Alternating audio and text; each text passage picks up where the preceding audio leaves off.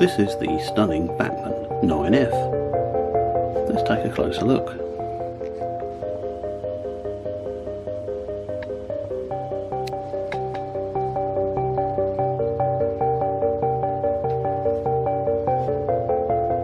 The 9Fs were undoubtedly one of the most successful standard class designs.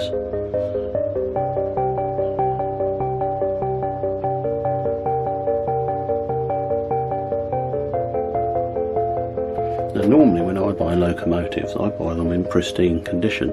I don't usually bother with weathering at all. And this is exactly how you see this 9F. Let's just move her aside.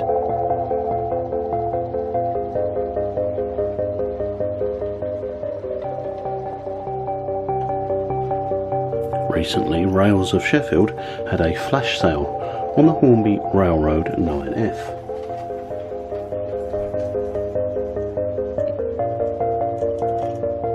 But unusually for me, she is described as heavily weathered.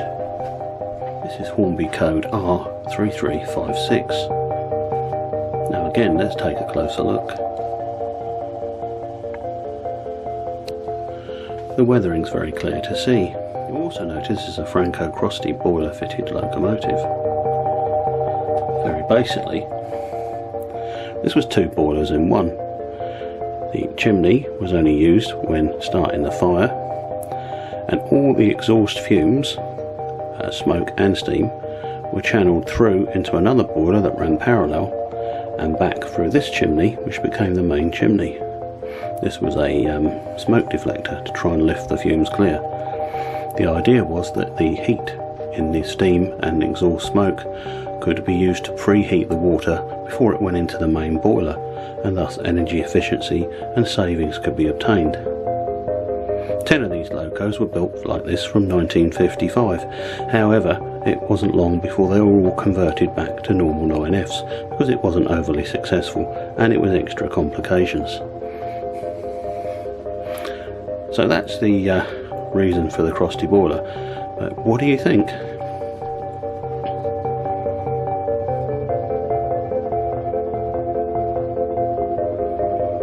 I think it's a really attractive model, and oddly the weathering appears to bring out all the details around the wheels.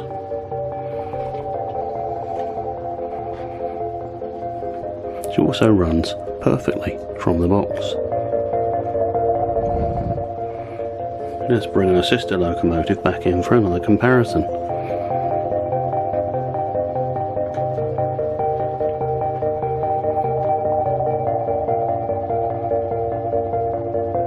I'll now turn the locos round so you can have a look from both sides.